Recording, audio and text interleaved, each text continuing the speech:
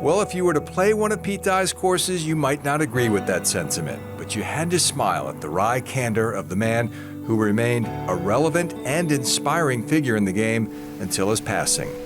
He brought fear into the equation. There was plenty of room out there, but there's visual fear. He had this knack of creating depth perception and just really messing with your mind. Pete Dye's legacy as one of the game's most innovative, prolific, and respected golf course architects was first cultivated on a 9-hole course that his father conceptualized and built on the family's land in Urbana, Ohio. It was a hilly course, and I always, as a kid, worked on that golf course.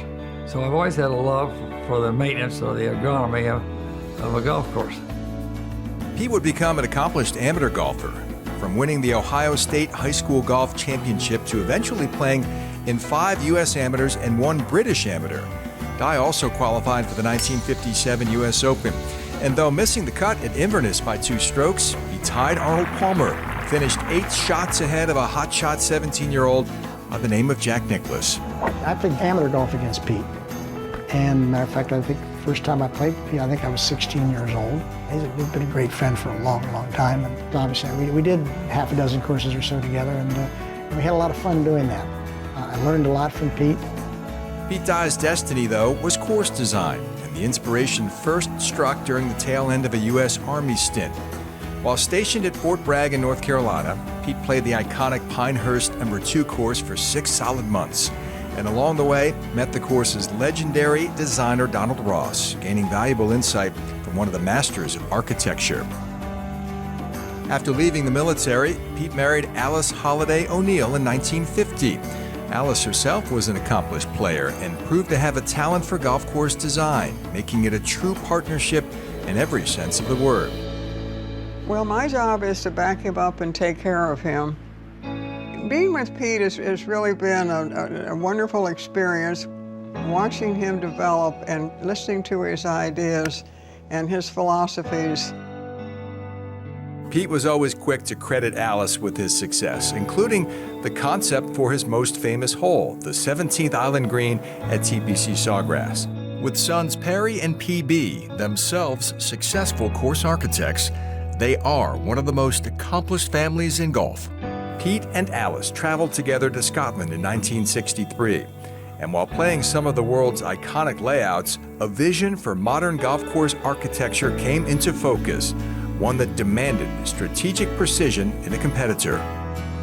Over in Scotland, there's a lot of bunkers that are backed up by railroad ties, and a lot of the golf courses were built narrow. So I came back and started putting railroad ties around golf courses. The couple moved to Alice's hometown of Indianapolis, where Pete distinguished himself as a highly successful insurance salesman before ultimately returning yet again to his true calling. A fellow south of Indianapolis wanted to build a 9-hole course. He called me. He knew I was thinking about it.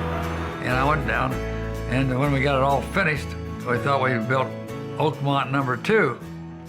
And long story short, gave up the insurance business. Through the years, Pete Dye's world-renowned design business would grow to more than 100 signature courses across the globe, including landmark layouts that resonate deeply with golf fans: Harbortown, Whistling Straits, Crooked Stick, Oak Tree, the Ocean Course at Kiowa Island, and his crowning achievement, TPC Sawgrass, home of the Players' Championship since 1982. Pete Dye will go for a swim today. Dye was honored with the PGA Tour Lifetime Achievement Award in 2005 and was enshrined into the World Golf Hall of Fame in 2008, while still remaining active in course design into his 80s, always willing to demonstrate an adaptability to his style and philosophy through the years. You don't want to play the same style golf course every day, and I think Pete understands that. He did not want to build golf courses like he wanted to take great things from the history of the game and apply them in his own way. But in Pete Dye's work, there was always a nod to the golden age of course design, influenced by giants like Ross, McDonald, Trent Jones, Mackenzie, and Tillinghast, crafting and nurturing each and every hole in a very personal manner.